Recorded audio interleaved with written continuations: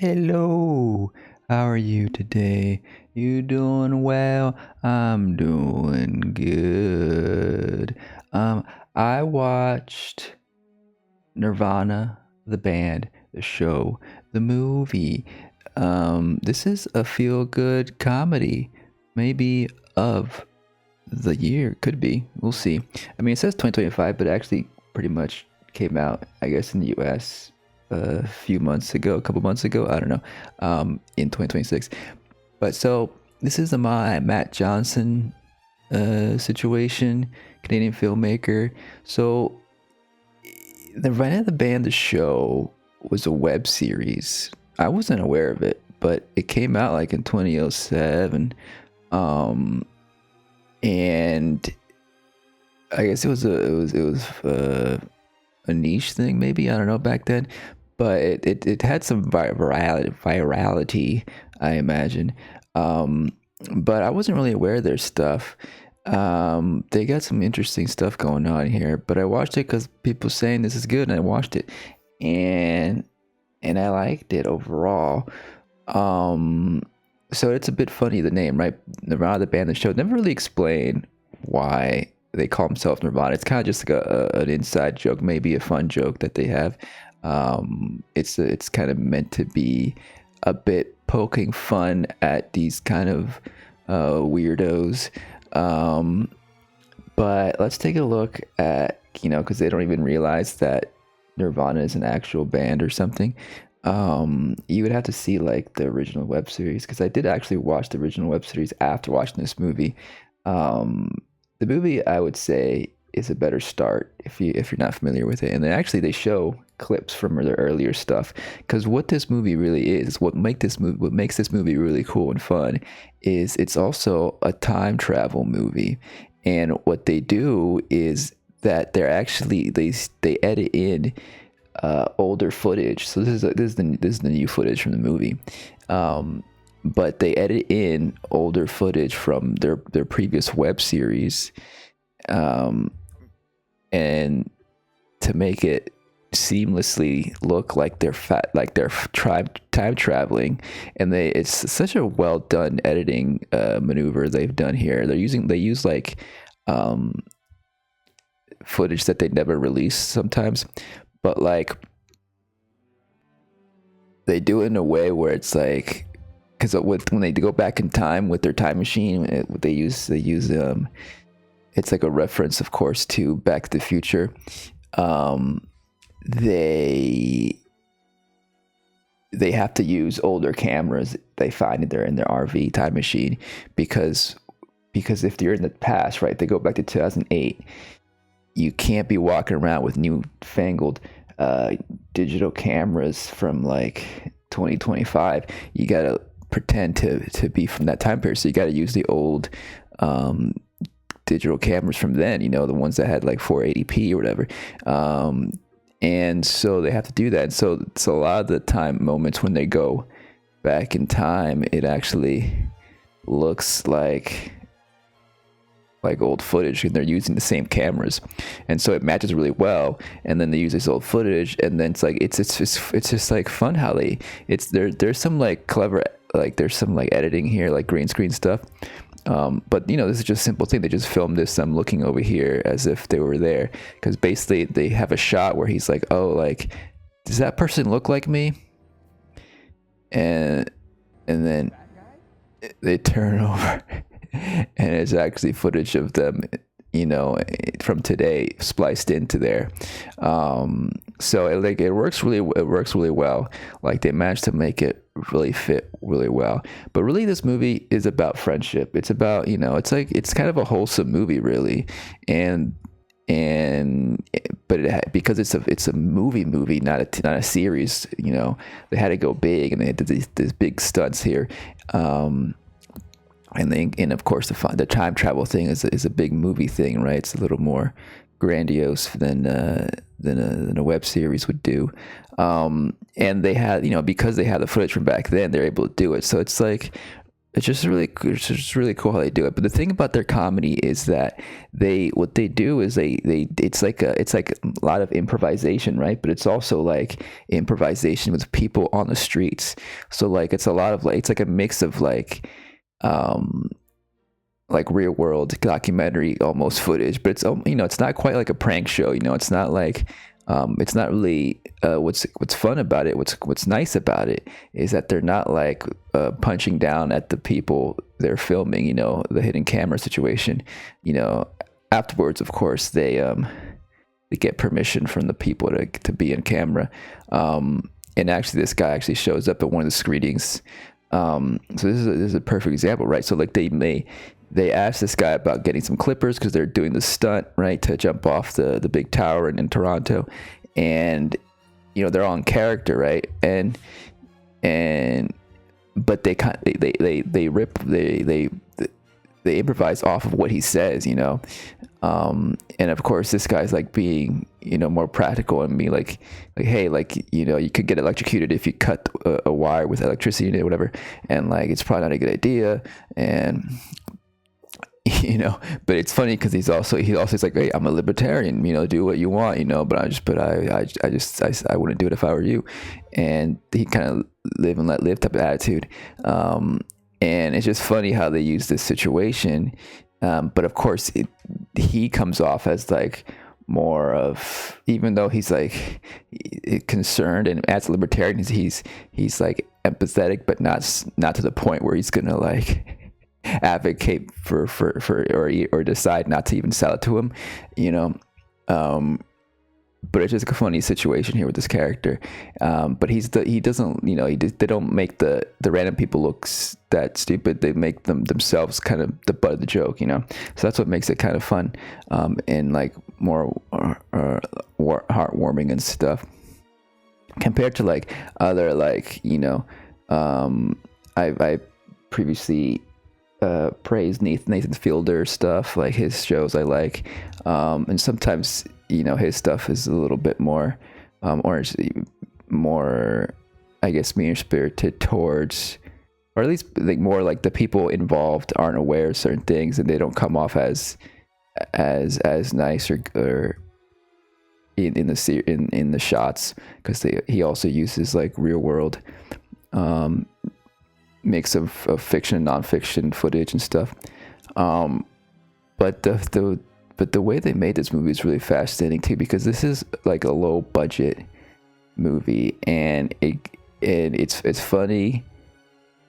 It's like it's also kind of intense because like they're trying to go through this security situation here, and the funny thing is that they were expecting even to get more of a hurdle here to get by, but they were able to bring in his wire cutters.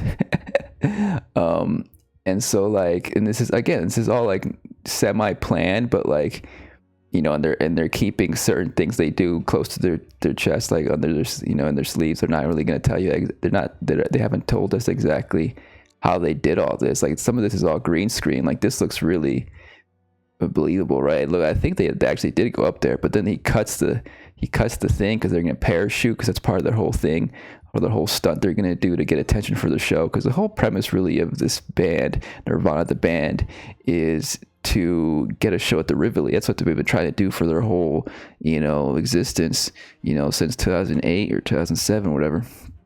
And so they're still at it. So it's kind of like the funny bit is also like, it's like 17 years later and these guys are still doing the same thing, trying to get a show at the Rivoli, and they haven't really grown up, so that's also part of like the humor of it, the kind of like the man baby humor of it. But it's like low budget. And the thing is that like, it was like mostly funded by the Canadian government. And this is an example of like what fun art is possible if if there was public funding for this stuff.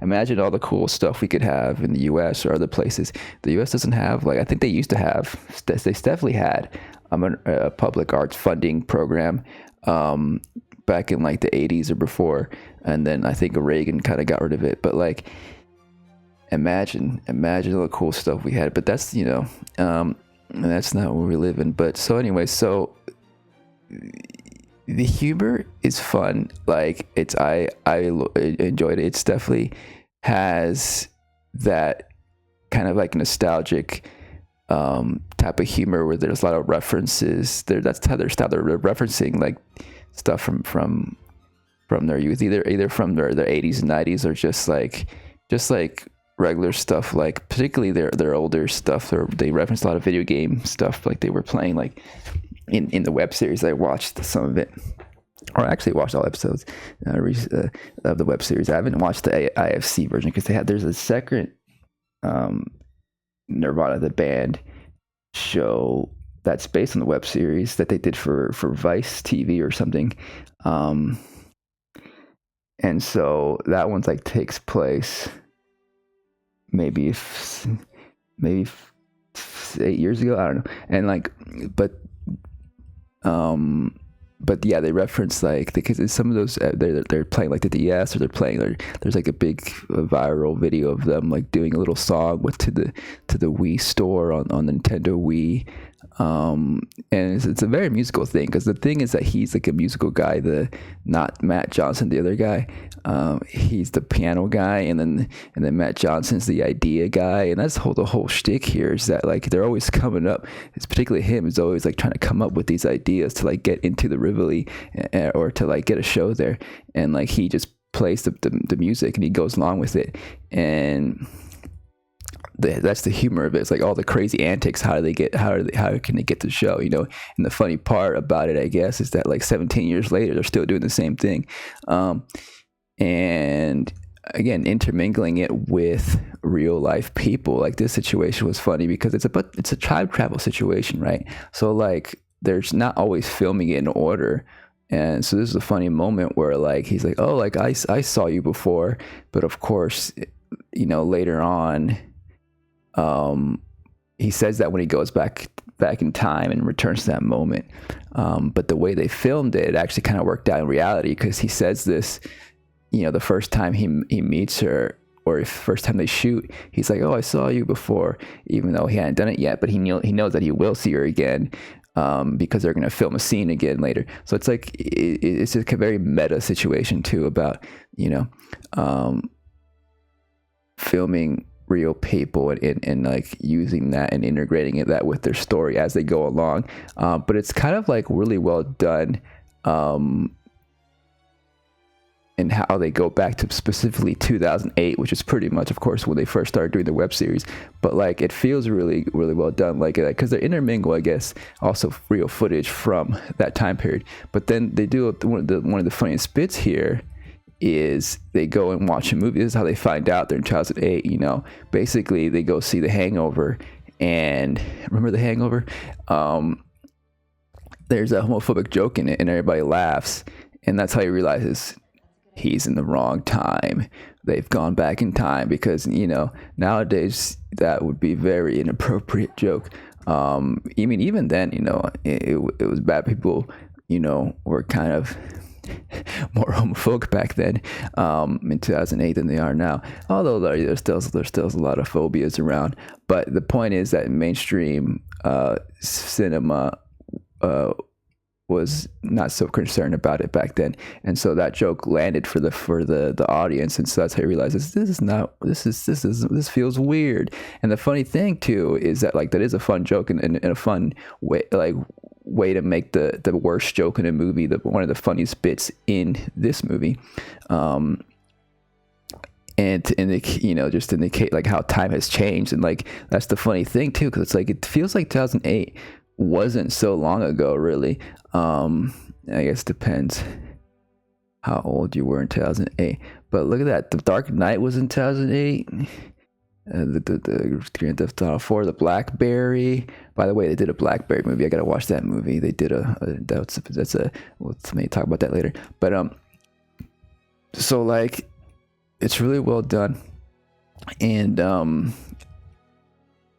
so but the funny thing is that like if you go back and watch the web series that they do, the Nirvana the band the show web series, some of those jokes are actually closer to the Hangover joke than you would want, you know? Like there's some like racist funny gags type of things, kind of like satirical racism, but not really, kind of jokes that they do back in 2008 in their web series that kind of don't age so well, you know, similar situations. So so that's a funny thing, you know, but the thing is that like it feels like Matt Johnson and crew here are aware that like, you know, some of their older stuff hasn't aged well, and they're kind of confronting that here with this very moment here by when they go to the theater and see like, yeah, like times changed and we have grown as a society in a certain way, including the creators themselves.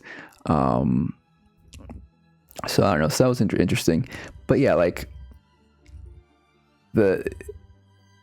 I think it's hard not to like not to kind of fall in love with this movie in a way, or just like enjoy it, not fall in love, but like have a good time, you know, because again, it doesn't take stuff too seriously. That the time travel aspect of it, like it's you have to suspend your disbelief a little bit, and you kind of don't really care because it's so silly. The idea, the concept, and the movie itself, and how well done it is. The editing of the previous footage. There's like old footage, it seems like, and the new footage, and the new footage. It's like, of course, see again, they're using the old cameras to make it look like that time period, and they're cutting with like, oh, like real emo goth kids back from 2008, and like they you know, and then they see themselves from over there. It's just really cool stuff going on here. And like, so it's so fun that like you can't help but like it, but it also has those like those touching emotional moments, you know, where he's like, you know, life isn't so bad when you have a friend, you know, and like some of this stuff is improvised, and they just integrate it really well with the story they're creating here. And so even though like if you had watched the previous series, like you would get more out of it, I don't think it's necessary for me necessarily. I didn't watch it, so this is the first time I was watching them, and it was having a good time. Obviously, you know, it's this kind of humor that, you know, isn't gonna always work for everybody.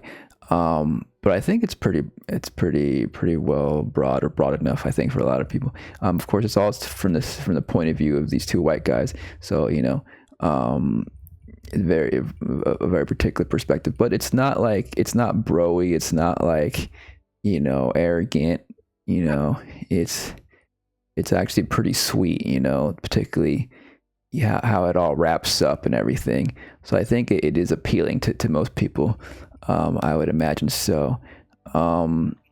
But yeah, that's Nirvana, the band show. I guess we won't go too much further in. We won't really go into spoilers or anything, but it's really fun to see like the different time periods, or no, the different times they go through the past and they come back, and things change, and like, so like, you know, characters change, but then they don't really, and it's really cool and fun. I feel like I do want to watch some of the newer stuff again. Like the older web series doesn't really hold up 100%, but it's kind of fun to see afterwards, to see the evolution, and I'm interested to see the newer show that's not the web series that was on Vice TV or whatever it was. And I think they're gonna do another one too. I think they're gonna do a follow-up season or something.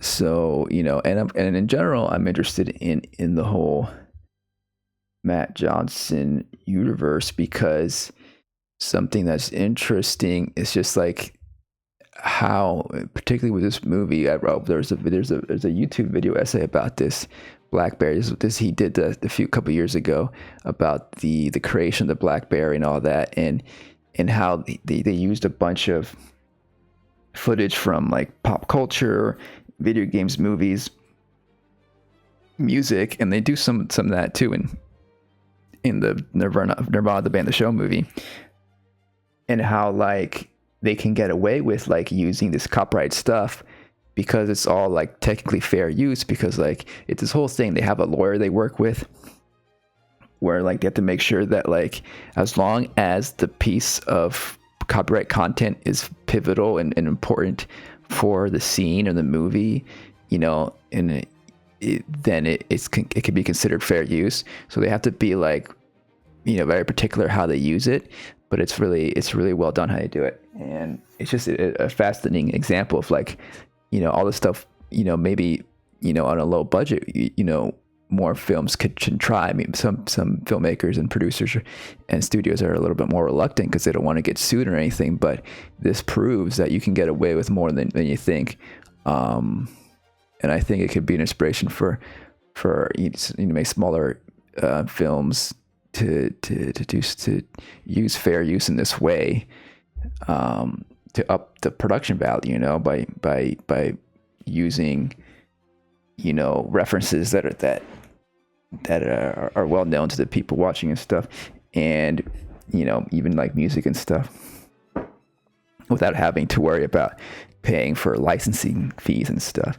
And in you know, it's commentary, it's historical commentary and stuff, and all that, you know, and it's not necessarily parody, which is something that, you know, you could also use to reference pop culture, which is something that Vera Drew does in her movie The People's Joker, which I've talked about like last year, which I think was really good. But it's just an example of like how, you know, indie filmmakers, you know, could and should try to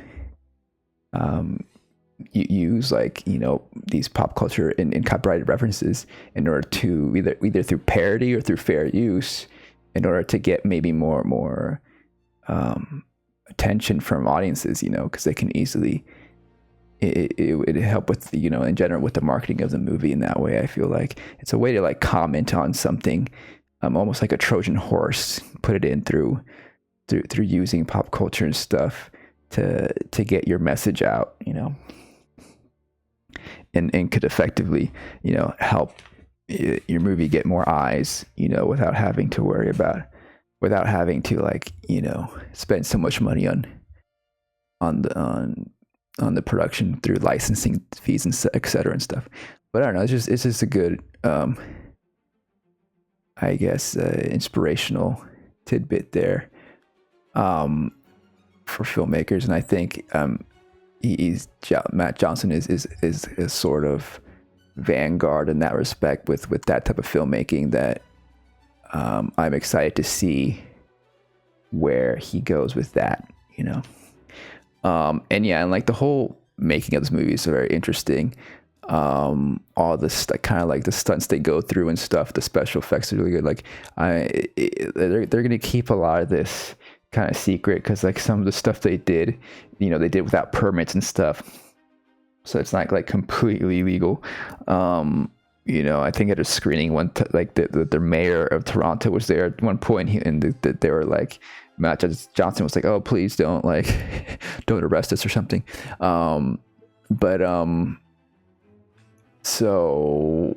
So yeah, like it would be wonderful to see some kind of behind the scenes. I don't know how extensive they would get into that, how they done it, but like just watching it, sometimes you're like thinking like, dang, how did they pull this off?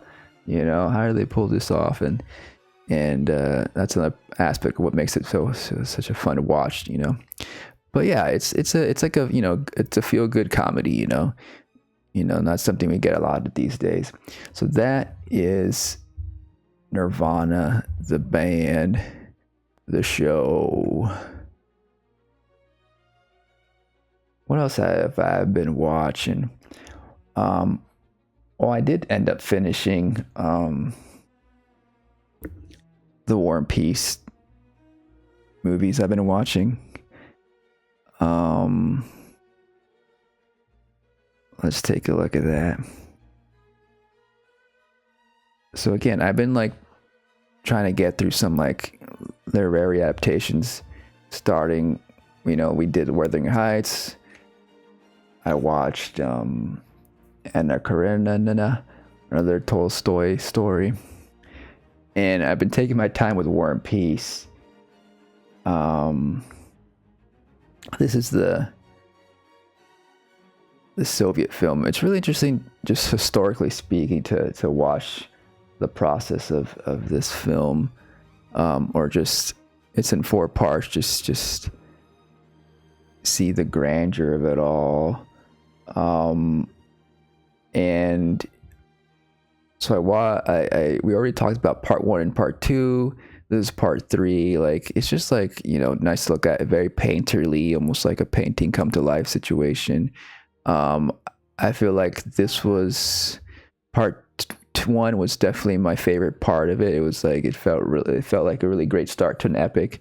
And it felt like it had a lot of the like almost like poetic prose from the story that I haven't read, but I imagine almost directly adapted from that, like existential musings these characters have that are brought to life in just like little bits of dialogue and monologues they have, or over like these painterly pictures.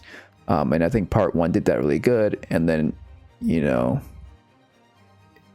not so much later on. I feel like part 3, I think in particular, has a lot of like war imagery and stuff, which is nice.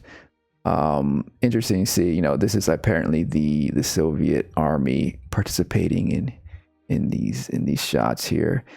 But yeah, like I feel like it's a good historical drama, to kind of give you broad strokes of like kind of like that moment in time, the early 19th century. That's Napoleon right there. Napoleon's like invading Russia and stuff. And what's the funny part about this section is seeing Pierre here trying to, like, he's like an aristocrat, and so like he doesn't have to like go to war, like he has like a an empathetic heart, so he has to go and feel like he's part of it. So he actually goes to the battlefield in his like prim and proper attire. So it's kind of funny to see this dandy like walking around the battlefield, like he must feel like he's invincible, so it's kind of a bit satirical in that way of how ridiculous, well-meaning, maybe ridiculous well-meaning, upper class may feel, or it's almost like a performative thing, like they're performing, right? They're like, oh, like I was part of the war, I went to the battlefield, I saw everything with my own eyes, I was there. But they didn't like shoot anybody, they weren't in battle or anything, they were just like almost like touristic bystanders, so that's just kind of a funny thing in this one, and also kind of showcasing how the commanders aren't too different either, because the commander Napoleon here is like sitting down here, in the back line, way away from the main battle, or the front lines, and while the soldiers get slaughtered, they're just standing cozy over here mostly, so it's kind of a similar juxtaposition there, which I found interesting, like, what are they doing? They're just standing around, they're not doing anything. And they also kind of feel invincible, like Napoleon himself and the other commanders kind of feel invincible, and how they're just walking about with cannons in the background, and then they get all the glory at the end. This guy's just having his lunch here. This is the Russian side, chastising this one general or colonel, whatever, I forget what the ranks are, and for not doing a good enough job, and so that's interesting. We get really big, huge shots like this. Imagine all these people, like, when's the last time we've seen this in a movie? So many bodies on the ground like that. Nowadays, it would be CG-ified, I imagine. Which is probably fine. I mean, if it looks real enough. Because do we really want to have so many people like all the way over here? These must be real people too, right? I mean, I guess they could be like mannequins, but would they have to like, they would have to get a bunch of them. It's probably easier to get the whole army of the Soviet Union to just pose as dead over there. But like, look at that. That's a lot. Anyway, so interesting stuff. Then part 4, we get a little more of that. But kind of part 4 is more like when the French actually invade Moscow. Interesting dialogue here, but the thing is that I feel like Pierre doesn't get that much dialogue. It's more, he gets some interior monologues or just interior narration. One thing that I think the BBC version does a little better is with that the Pierre character is we get a little bit more interiority, more insight on who he is as a Pierre character in this version. Again, like it's not as epic, not as like big budget grandiose as the film version, but I think we do get a little bit more of the different characters in this BBC version. They feel a little bit more developed in certain aspects, a little bit more grounded. This one feels the older film, again, because it's kind of painterly, you kind of feel a little bit more detached from it. And it could be also just like the era, it just feels like older. I guess it is. It feels if you're less connected to these characters, maybe because they're reminiscent of a whole different time period in cinema.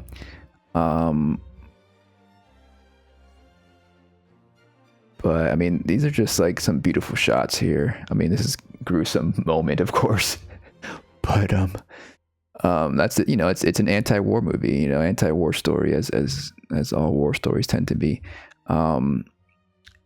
And also, yeah, I feel like Pierre didn't get really a good ending here, and then or not enough time to really understand his character there. But it does end more, again, kind of ends with like the more existential prose of the first part. You know, I kind of enjoyed that. This film feels a little bit more ethereal in that way.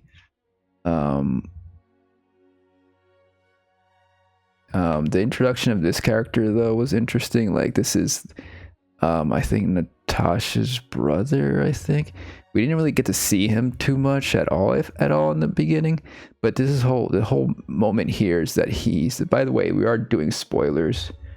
We're already at part 4. This is the final part of the story, War and Peace. So, you know, we don't really, the point of this whole segment here, and we do see this as well in the BBC version, is we get like a whole, maybe like 20-30 minutes of just this young character who's like a young soldier. Now he's eager for battle and stuff, and the tragedy of it all is that, you know, he ends up dying. Like, it's like he goes out, he like in his first charge against the enemy, he gets shot and killed, you know. And that's just like the tragedy of war, and like how young men are being motivated, and, you know, thinking that they're going to be a hero and stuff, you know, and don't fully understand the consequences, or, you know, that they're just pawns in this bigger game, you know.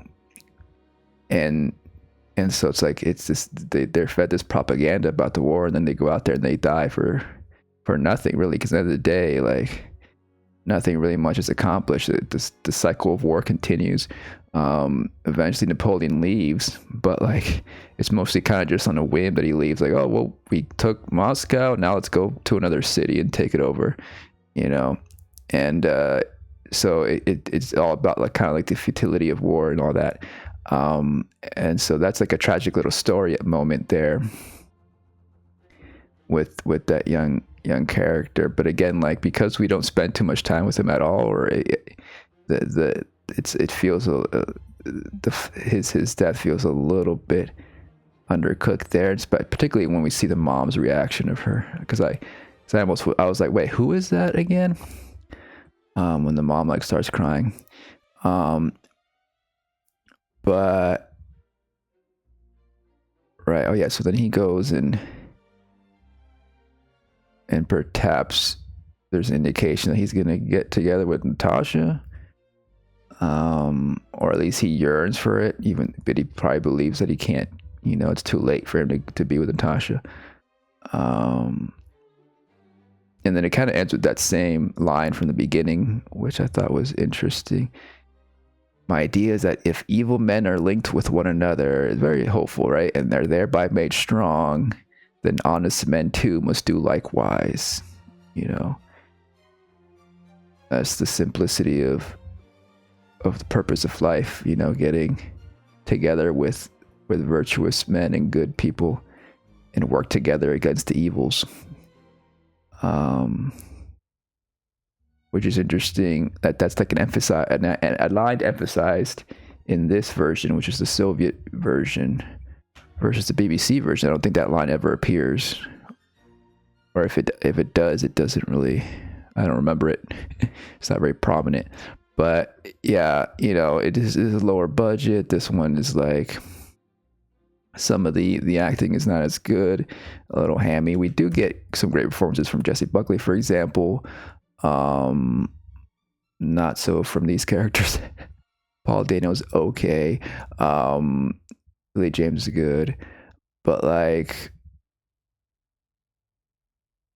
yeah, it's not. I get it. As I said in the first part, like some of the dialogue feels a little bit spoon fed, a little bit like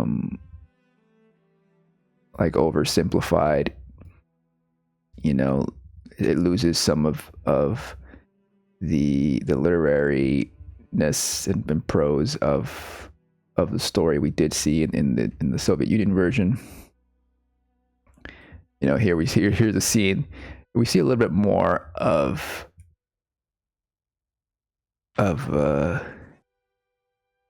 Pierre like experiencing a little bit more of the consequences of just like walking about. You know, we do get to see, that's the thing. In this one, we get to see Pierre like trying to grapple more with his position in this world. Again, a little bit more of his interiority. And his connection with even this character who he befriends, who's like, you know, like a lower class character versus him.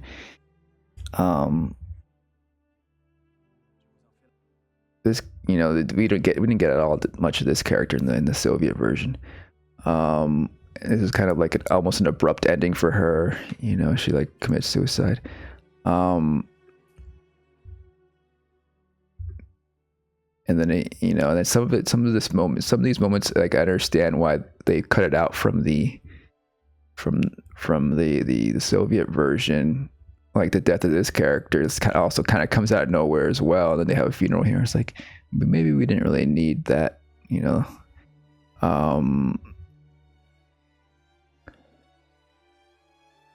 But yeah, it's okay. I mean, I would say like it's probably enough just to watch the one from the 50s. Was it 50s? 60s. 1967. The Soviet version. And then just for academic or curiosity, you might want to see the BBC version, unless maybe the BBC version might be a little easier to digest if you're just looking to kind of second screen it. I don't know, but and yeah, I feel like again, like I feel like it started off strong, but it's maybe a little bit overlong. It is War and Peace. You know, War and Peace is like one of the biggest books ever, I think. I don't know. That is that. I'm gonna continue with my literary adaptations. I'm probably gonna watch more like Regency dramas like Pride and Prejudice and Jane Eyre and stuff. I'll start probably next week. I'll start watching more of that, intermingling with new stuff. I think I might watch The Bride. I think I might watch The Bride maybe tonight or tomorrow or something, because Jessie Buckley was in the War and Peace show, and that should be, you know, remind me like, oh, I should check her on The Bride, because that's her latest stuff, her latest movie. But yeah, I haven't been watching too much else. That's pretty much the last couple of weeks. I didn't do an episode last week because I felt like I didn't watch much. But we'll see if there's more to chat about next week. I have been reading about a lot. I could let's maybe get into some of my reading. See, the thing is that like I've been reading a lot of political theory. I have been getting through Capital, Karl Marx's Capital. Like I've been listening to the audiobook. I think we talked about, did we talk about the Communist Manifesto a while ago? Maybe. But I've been going through some of Marxist stuff, some Engels stuff, and now I'm like reading more about anarchist. But anyways, the critique of the Gotha program, I think, is like probably one of the less recommended, or people, I feel like everyone says like read Communist Manifesto and Capital, which I think is good, you know, to get a basis on Marxism. But I think that like, if anything, you should probably read this one, because it's like he's basically critiquing another socialist group and like how their program isn't quite enough, even though like when you read the Gotha program, like their demands, their socialist demands seem pretty reasonable and good, but it's actually not good enough. And like and Marx goes into more detail and like, you know, what they get wrong and stuff, which is really fascinating.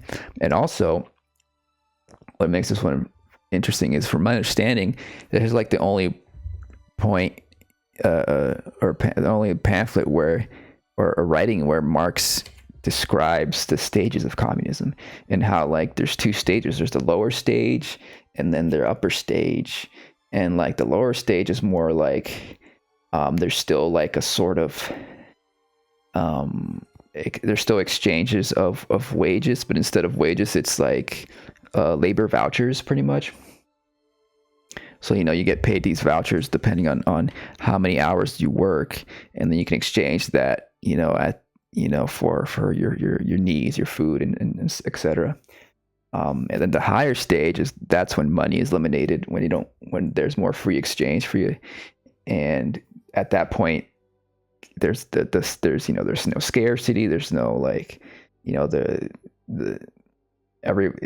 it's a society that's better organized, so like, you know, you can just freely pick up what you need at the grocery store without exchanging vouchers.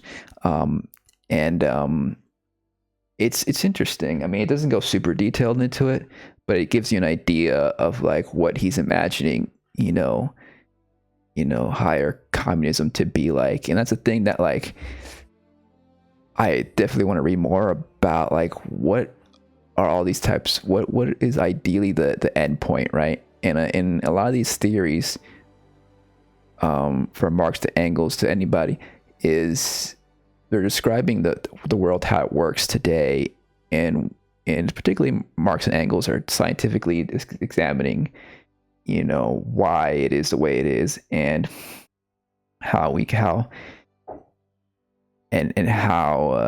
modes of production over time change, from feudalism to capitalism and into socialism, and then the economics of it all too, particularly in Capital, of course, goes into that, which is a lot more dense. Which I'm almost done with the first chapter, or not the first book, because there's three volumes of Capital, and I would say like the way I'm getting through it is by listening to audiobook, but then also like watching these like summary analysis videos on YouTube. So there's like a couple of channels that do these, like that go through each chapter to kind of summarize the ideas, because some of it is just like, some of it's really interesting, like historical context of like how the drudgery and the working conditions of industrial capital, back in the day of the 1800s, and then of course the economical equations of how capitalists extract surplus value from the laborers, from us workers, and so some of it gets a little bit too mathematical for my taste. But so that's why it's good to get like a summary video to, like, after reading a chapter, to get a better understanding. But it's something that's more accessible, I think, is Frederick Engels, particularly this one, A Utopian Scientific. He contrasts the utopian socialist versus the more scientifically minded way of socialism that's based on scientific reasoning and analysis. And really, it's also it's not really that much of a critique of like older socialists. It's like more that, like, for their time period, they couldn't really do much more because society wasn't developed enough. The industrial civilization wasn't developed enough to provide for socialism. And then because basically by the time of writing this in 1880, like, Frederick, believed that the society was ready to transition to socialism. Like, we had everything in place. Like, we had all the machinery and everything to provide for everybody. There was no longer scarcity, like, because of the industrial revolution. Like, if we could organize society in a more socialistic way, where the workers, own their means of production, own their own labor, and, like, maintain the surplus value they produce, and not sell it off to, or not get it exploited from them to the owners, or private property owners. If it was better distributed, we could, even at that point, provide for everybody, feed everybody. And so in that way, this is a very hopeful text. Like, hey, like, we're ready. We can provide for everybody. We can be socialists now. It's not a utopian dream. And it's based on science. And also, what's interesting, it gets also kind of a summary too of the different transitions from barbarism to socialism, like from pre-civilization, really. Does he talk? I think there's another essay I read from Engels about the family system, the evolution of the family, which was interesting too. But basically, this one thing was more about, like, just, again, the transitions from primitive communism to feudalism, and then again into capitalism and socialism, and so it's a kind of a summary of how that evolved. And, like, I think what was most enlightening to me was how he connected it to the Charles Darwin's theory of evolution, and how, like, now that we understand how evolution works, how we are descendants from a common ancestor, as humans, how we evolved from an ancestor of other apes, through a series of species of mammals and etc., to become human. We can apply that same kind of reasoning to economics or the modes of production, and how, like, how it transitions, historically from feudalism to capitalism, and so on. And so that kind of like was a little light bulb moment, like, oh yeah, like that makes sense. That made it make sense in my mind more, that, like, yeah, like we can look at the history of civilization in a scientific way, kind of like evolution, and just how humans evolved, the ways of production, the ways of organizing society evolved as well. And we can surmise a logical conclusion to that would be a social society, So I think this is probably one of my favorites of theory writing that I've read thus far, on my current personal curriculum of leftist literature that I'm pretty much going through from time period. I'm going through, like, in order, kind of, pretty much started with Marx, doing Engels, going into Kropotkin and Emma Goldman next, who are anarchists, and then I'll get into Lenin, and so forth. So Kropotkin's interesting. He's it's funny because a lot of this writing, these anarchists are also socialists, by the way. It's like, it's just another strain of socialism, but they emphasize a stateless society. They emphasize getting to a communist society without a state, and they're much more critical to state and law than the scientific Marxist, which is very appealing. And I find myself, over the years, kind of like bouncing back between my anarchistic leanings versus my Marxist leanings as well. It's like I kind of bounce between them, depending, and that's why I'm trying to read as much of this as possible to get to kind of like hone down on, like, what exactly I feel is the best path forward.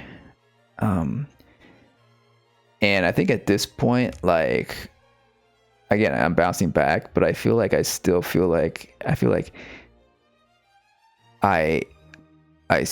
with the anarchist, because I am fearful of an authoritarian state, particularly one, like, especially in today's climate, it's very scary. But historically, a lot of the more successful revolutions have come from a vanguard party that takes the power away from the state and puts it into control of the working class. Supposedly, it gets corrupted, but we can see that, you can argue that that's what's happened with the Soviet Union and with China as well. And so I don't know. It's like it's like, as much as I'm fearful of an authoritarian state, I'm also fearful of an authoritarian bourgeoisie. Like, like we may need to have some kind of system in place, whether it's a party or a state that, you know, controls the, you know, the upper classes, the rich, you know, because there's going to be this capitalistic fascistic force that's going to fight back, and we need to have, you know, something, perhaps some kind of state violence to defend the communists, defend the anarchists, defend the you know. And I guess anarchists would feel like, oh, it's more like let's have a more decentralized, maybe defense force, militias or something, versus maybe a Marxist might feel like we need a centralized state defense first. And then at the end of the day, they all, you know, they both want to get to a stateless, moneyless class of society. It's just how quickly can we get there is the question. And do we need some kind of state apparatus in between or not? So that's the thing. The appeal to the young is interesting.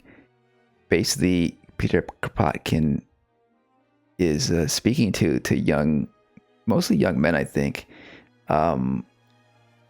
going into school, into like, or leaving. I think graduating, you know, college or something. Warning them about how, like, oh, your dreams of becoming a doctor, a lawyer, etc. You think you're doing good, but you're just serving the bourgeoisie, you know. And I think, you know, he has a lot of good points in this. I guess I am a little bit wary on the fact that perhaps it's a little bit too cynical on the potential for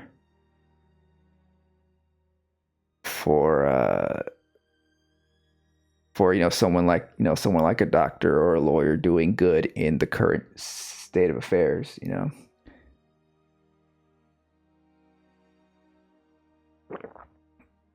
Like, even, you know, we could, I think, you know, the thing is that, like, the revolution isn't happening right now. Like, it's an ongoing process, and as we're going through it, we're still going to need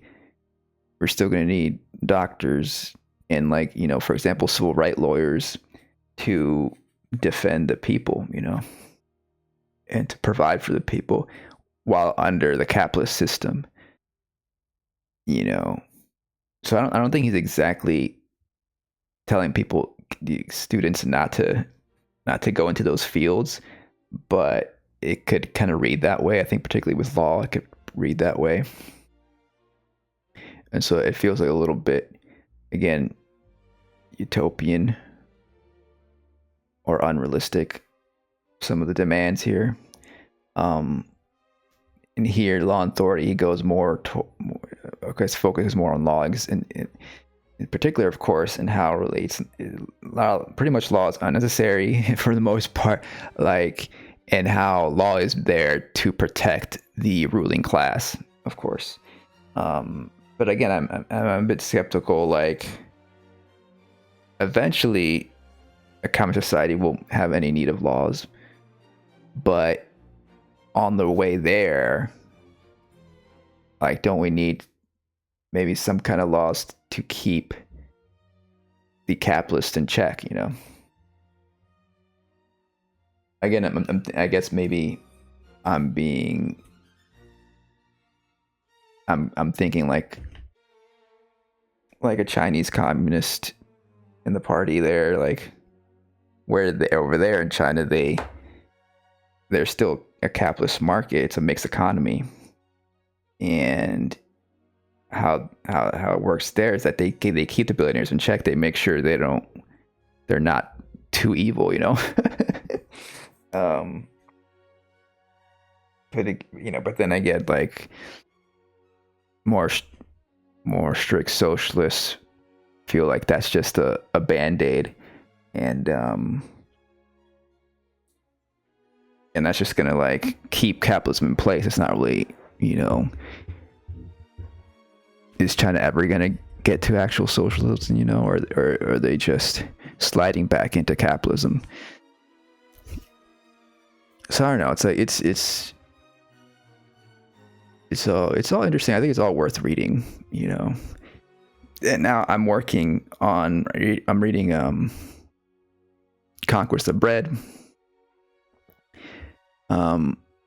which this one's, I think, a lot more accessible because he breaks up all the different types of aspects and arguments, I guess, against anarchism, and he goes more into detail on like how an anarchist society might provide, for when it comes to food, when it comes to clothing, when it comes to working weight, all these different things. Each chapter, the different chapters breaks up, talks about specific things, and like again, I think it's really well articulated.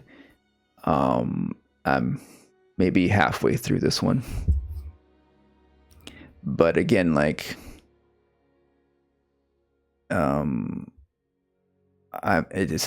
it's not like as scientifically grounded as like Marx,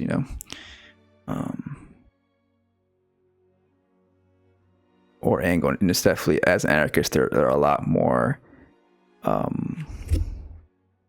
critical of authority, which I am to an extent, but I also understand. Again, I understand that, like, the authority of, when it comes to the dictatorship of the proletariat, like, should the working class, should they not have an authority over the capitalist class, So it's interesting. So that's the political theory. Also been reading there's a more modern book, Abolish the Family, which is interesting because Sophie Lewis is kind of like a sort of anarchist communist, from my understanding. This one's mostly, it's like about the idea of the nuclear family, really, and how like we should abolish the idea of the family being a private organization, and how it perhaps would be better to have a more communal way of looking at family, where the responsibilities maybe of raising children, but also like caring for each other out, caring for our neighbors, not just for a family, finding support with, and collective support, not just relying on our family, which has very conservative, leanings. The idea that like only protect your family and don't care about anybody else. And she goes also into like, different, basically the idea of like, even though the family can be a point of support and defense against patriarchal capitalism, in a way, it could also reinforce it. Or I guess like it could also be a defense for white supremacy, to find support in your family. But it's also kind of like, once we transition, and like in order to transition to a socialist communist society, we also have to abolish the private notion of the family. It's a reflection, an aspect of capitalism, either as a defense or as a reinforcement of the status quo. It's really interesting, and they kind of, it's funny how they reference certain things. There was like in Engels' book here, he references Charles Fourier, who was like a utopian socialist, who had these ideas of like having society organized in a way where like everyone lives in these like communal spaces, or they're called phalansteries. And that was like an alternate way of living, and instead of being isolated in these separate homes, while in the conquest of bread, like, Kapratkin here argues that look, like that's not for everybody. Some people do want to have their own separate homes and not live communally, but they can still be attached to the community. They can still, he goes into the idea of like, there's the chapter I read recently was about the labor of women, and how like we expect women to do the household labor and stuff, and how that can be spread through the community. And like there could be community kitchens and stuff, for example, where we can have the whole community cook for everybody, and not particularly meaning that everyone has to live in the same building, but that there could be a community kitchen that we can go to, and there could be deliveries, like people can deliver different foods and stuff, and to lessen the labor of women cooking and stuff. And then again, ideally, of course, sharing that responsibility. And then abolish the family, I guess, goes more into that as well. But she also references Charles Fourier in the phalansteries as maybe in a positive way too. I think I'm still like in the middle of this one, of course. So it's just interesting to see these two perspectives. But yeah, I feel like in general, like I think if you want to have a communal life, I think you can have that in like a phalanstery, maybe if you want, co-op living, or you can choose to do maybe a more suburban life, right? But still have these connections, these communal spaces you can go to. So that's, interesting examples of like how we can structure life differently, but people are so accustomed to the standard nuclear family type of living that they can't imagine living any other way. All I have to do is imagine, really, which is why I'm really in liking this book, The Dispossessed. I'm like halfway through, and again, this is Ursula K. Le Guin's anarchist masterpiece, perhaps you can call it, some might say. But like, this, she kind of investigates and examines some of these different types of these anarchist ways of living versus proprietarian capitalist versus a socialist centralized state.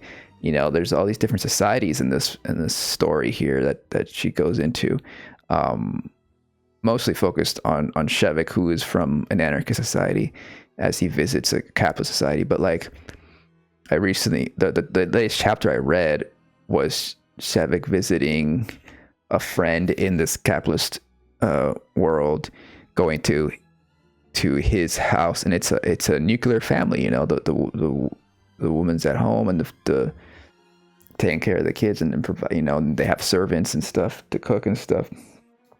And so just juxtaposing that with his way of living, then him like telling them how it's different where they live, and how things are structured differently, and how work is divided, the division of labor, and like there's no orders or to like have to work certain jobs. Like he's comparing like how the servants, like why do they do what they do? Why do they do this menial work, this work that is difficult or or unpleasant? And then the guy he's at the dinner table with is like, well, that they do it because like it's better to get low pay than no pay at all. Basically he's defending the class system, while in Shevik's world, there's like these rotating positions where like there's a guy who like comes by the communities like every so often. It's like, okay, there's these jobs opening for these more like hard labor situations or these unpleasant works jobs, and so then people can decide to participate, and they do it not because there's no incentive of money. They do it for the work itself, and because there's different it goes into different reasons why people might want to work, because they've been working a lot from an office or something, or a university or something, and then they feel like they want to go out and do some outside work, get some physical activity, and it kind of changes up the monotony of their regular job. So then they rotate and do that. They go work in the fields for a bit, or,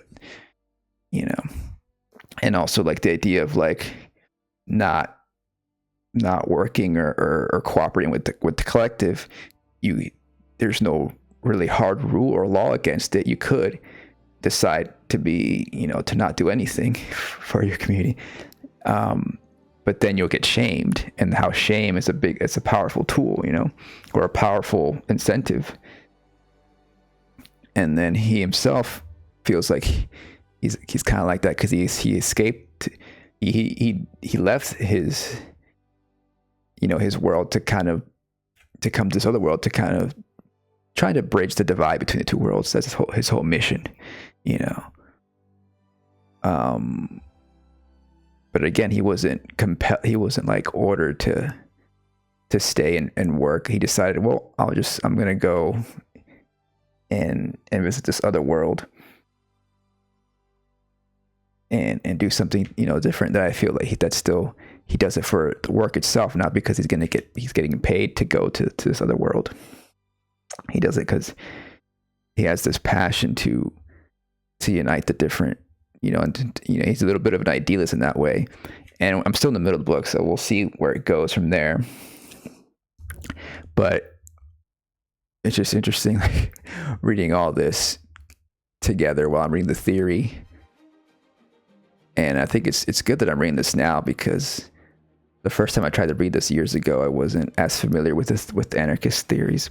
And it's good to see, like, I'll have to talk more about it once I'm finished. But I just love how, like, she's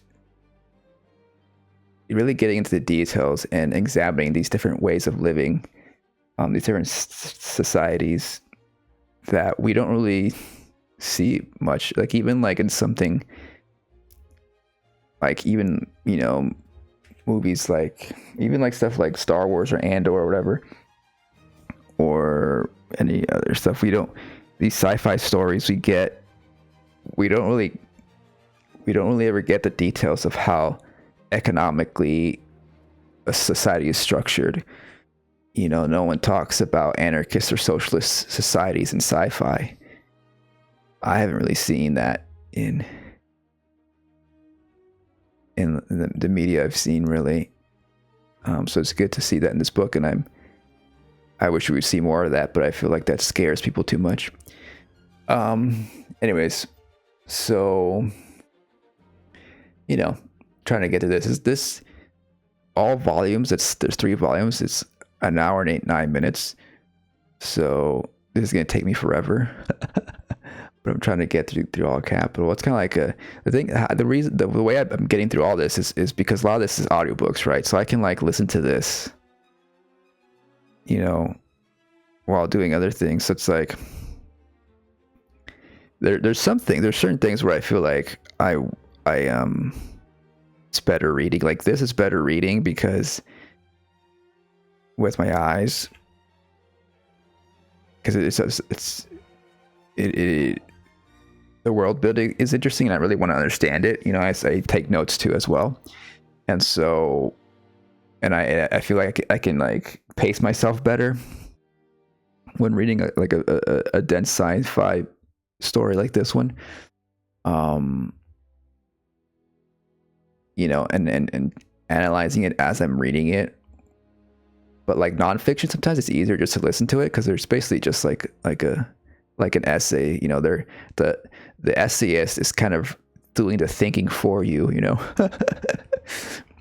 of course you can interpret it and you can disagree with what they're saying, but like it's a little bit easier to digest auditorily, with through audio. Fatebound is just a fun like book I wanted to read, because just for my own like chillaxing time. It's kind of a sort of antidote to the Fellowship of the Ring. It's like the Tolkien stuff. I'm getting through Tolkien stuff. I already read Silmarillion and I read The Hobbit, which are fine. Or not. I listen to them. This is another thing. Like these, because Andy Serkis is such a good reader and has good voice work.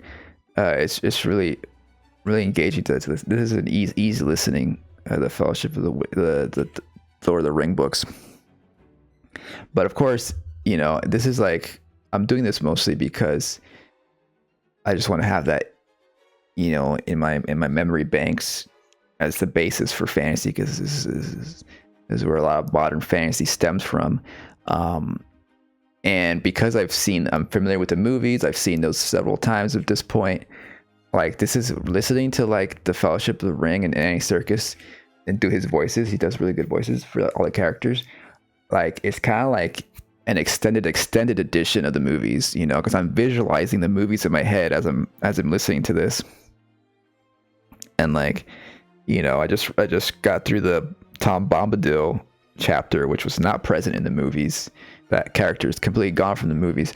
And so that was kind of fun, he's a fun character. And, so it's kind of like seeing like extra scenes in my head, so it's kind of easier to digest in that way and not have to be super focused on reading the text. I don't have to, so I think that works well. While this isn't more a new story, I'm reading through the text. And the thing about this one is that like, it feels like, compared to Tolkien, it is like, feels a little bit more young adultish, even though it's not a young adult story. The writing is it's hard to compare to Tolkien. He's a he's like a linguist professor. He like made his own languages. But yeah, but what I like about how it contrasts is that Lord of the Rings is a very male centric, white story.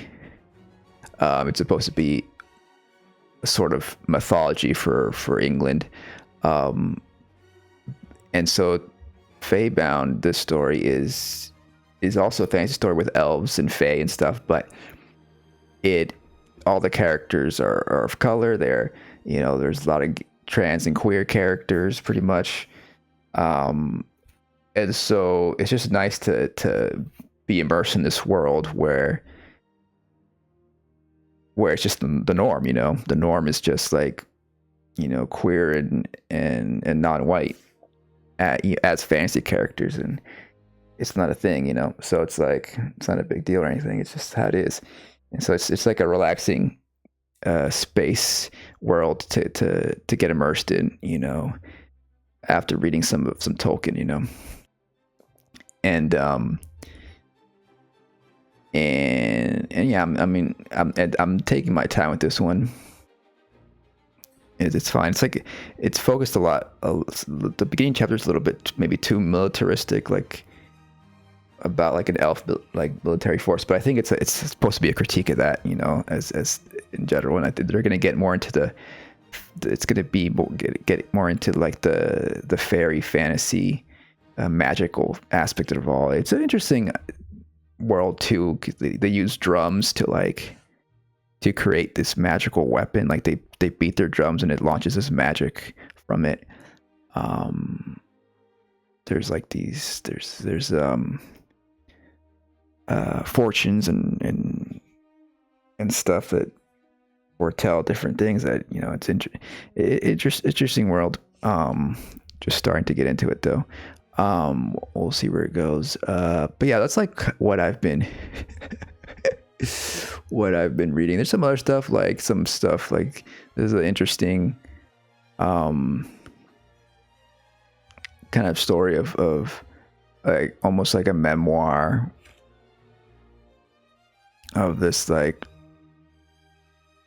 trans, but really like almost about like transcending gender type of storyline. Memoir, also about art and stuff. It's kind of interesting, but it kind of like a little bit feels a little bit too performative sometimes.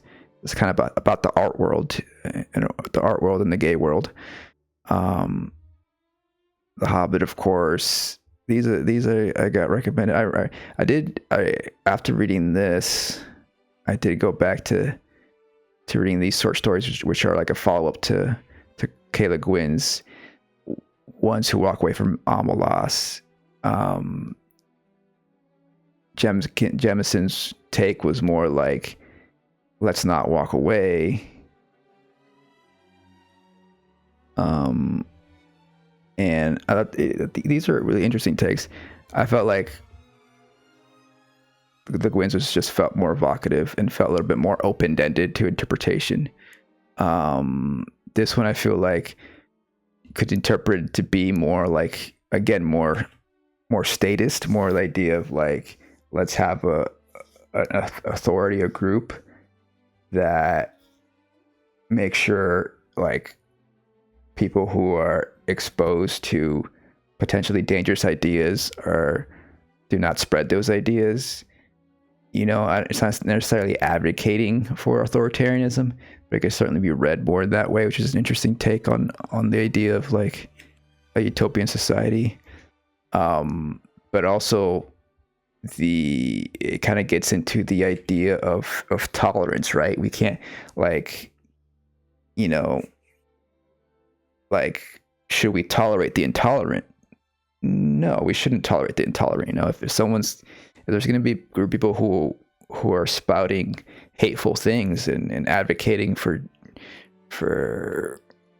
their bigotry, for genocide, etc. Like, no, we can't tolerate those people. So there has to, you know, so again, that kind of comes to the idea of like, do we need, you know, how are we going to defend against that?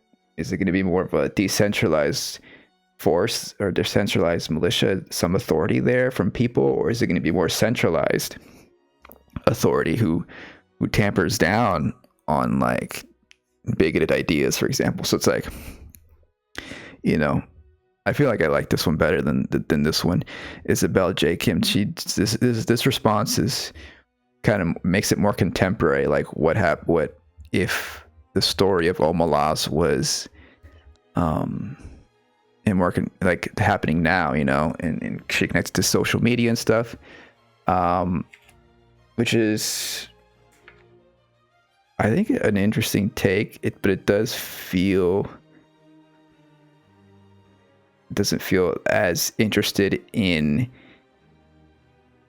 dealing with the ideology of that world, and more so kind of just looking at a contemporary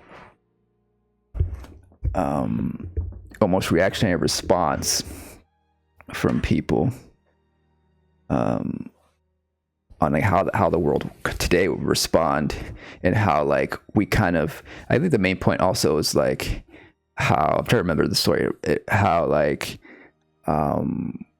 we're so flooded with so many awful things these days because of social media, that like atrocities that would happen in Omalas, of the kid being tortured and then, you know, constantly being killed by activists, and then being replaced by another kid, and then getting tortured, in a whole cycle.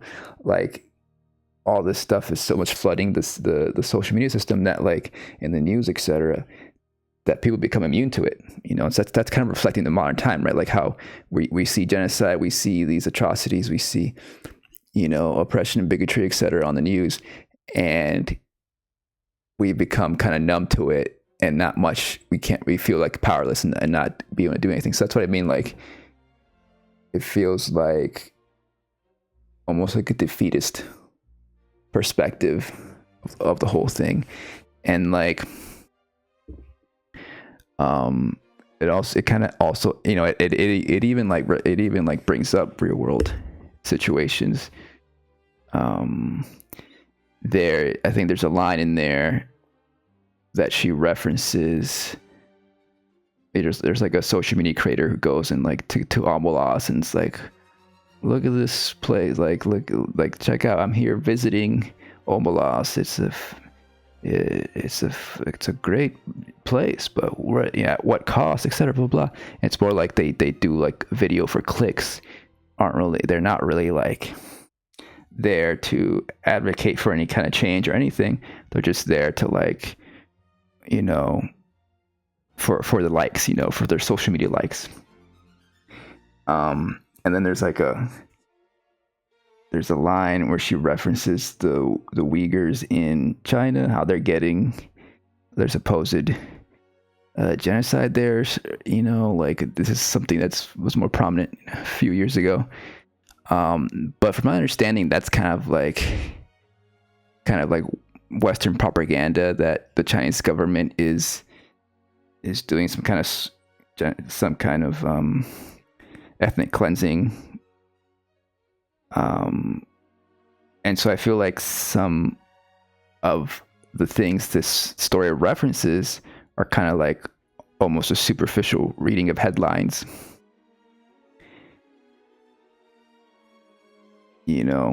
Of the time that she wrote it, without really engaging with it, or like maybe being fully aware that she's repeating some propaganda. I don't know. Again, it's also detached. Like it's like it's not really it's not compared to the other versions. It doesn't really like seem to be trying to say or advocate for any particular ideology or anything. While this one feels like Jemisin's versions feels like it's more Marxist, and this one feels more anarchist. This one just feels like doomerist. Doom. I don't know. That's like the impression I got from it. But I'm sure you can interpret it in different ways. But yeah, and then there's other stuff. There's some other stuff I've been reading. This is older stuff. Basically, I haven't been cataloging. I started cataloging since reading this. This I read like a couple of years ago. Then before that, I didn't read that much at all. And then this other stuff. This is from like high school or something. I think, or this is. I'm pretty sure I read The Dark Materials in high school.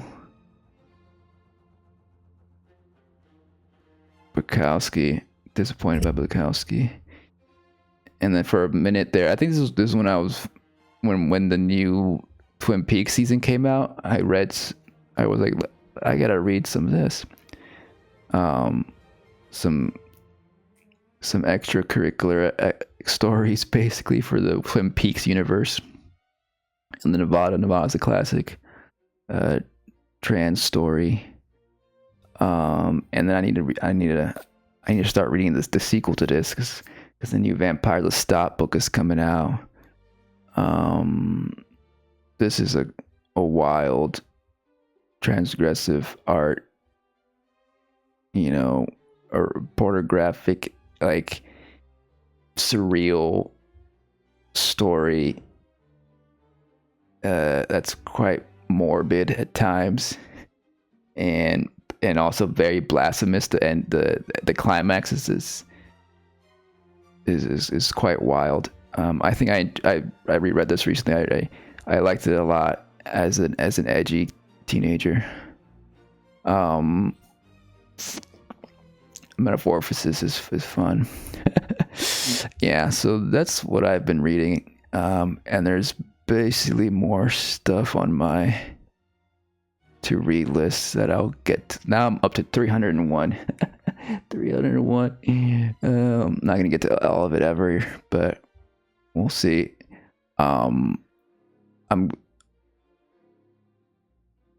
This one's on my neck. I want to try to get to this in May so I can hopefully get I probably won't finish it before the new season of Vampire Lestat starts, but which, by the way, I probably will do a weekly reaction to the Vampire Lestat I did with the Interview with the Vampire Show, and then Zombie. This one I have an actual real hard copy of this.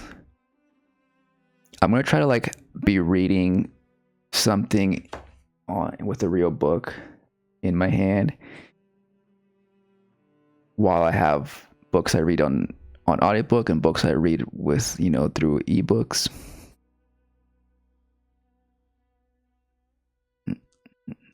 That's how you can, you know, that's how you can read more, by like having different ways of reading, you know. I think that works for me. I don't know. It depends, you know. However you can, it would be good to read. But anyways, that's what I've been up to. Maybe we'll get more into reading stuff on this channel. And the thing is that like I'm accustomed to like having a visual thing to show while I yap. And I can't really do that with books. You know, I can look up different pictures. I can scroll through the pages on an ebook, you know.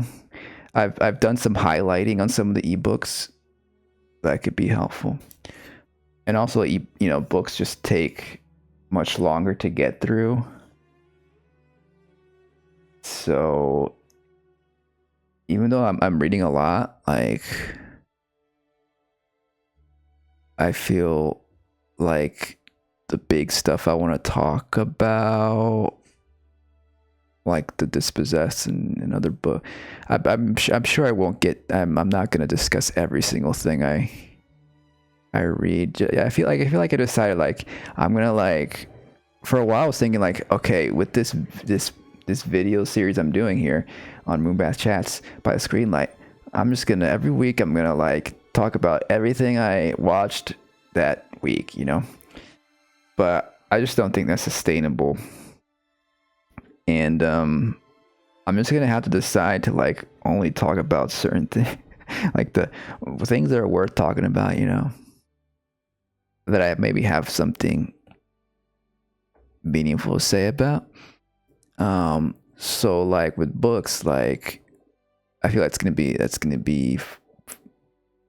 more there's gonna be more time between each thing each book I read, you know, or talk about. I guess I could do what I just did now and just go through that list and be like, okay, this is what I think about this and that. I don't know. Anyways, let me know what y'all are feeling.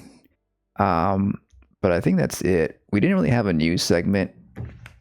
I've been kind of like off social media. I mean, I'm always like watching Democracy Now!, The Majority Report, some other YouTubers, some social media stuff.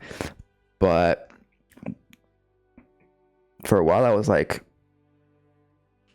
reposting stuff on my social media to then talk about it on this channel.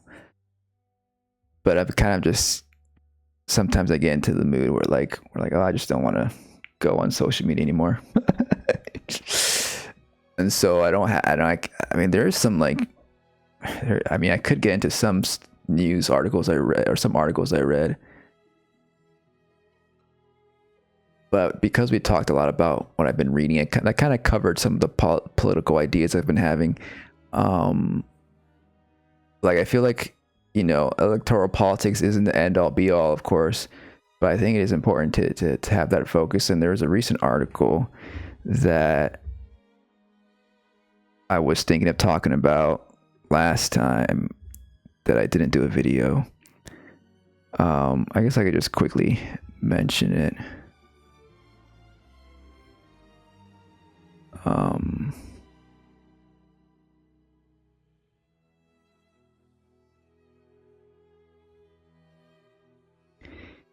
To build a socialist democracy worldwide.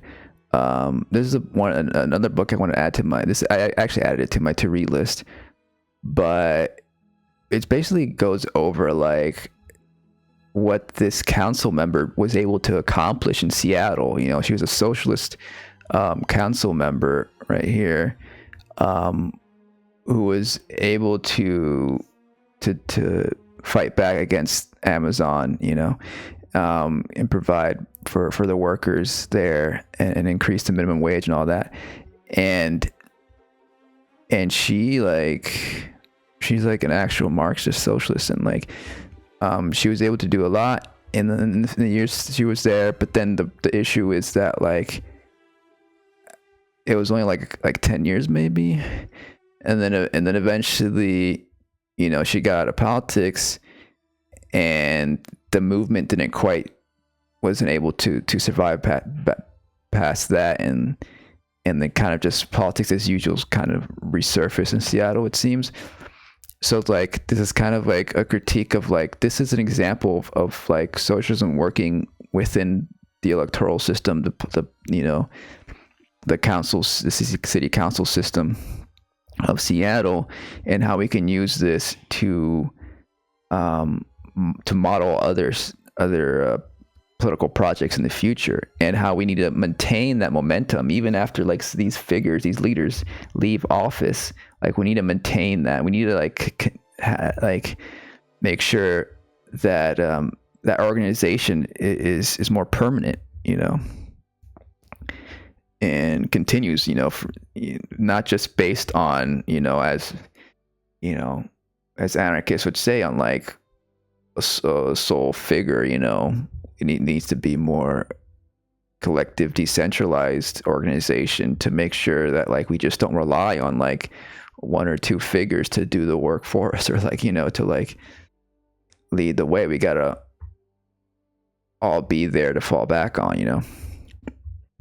And so this is an interesting review of that book I need to read, by John Clark. This is I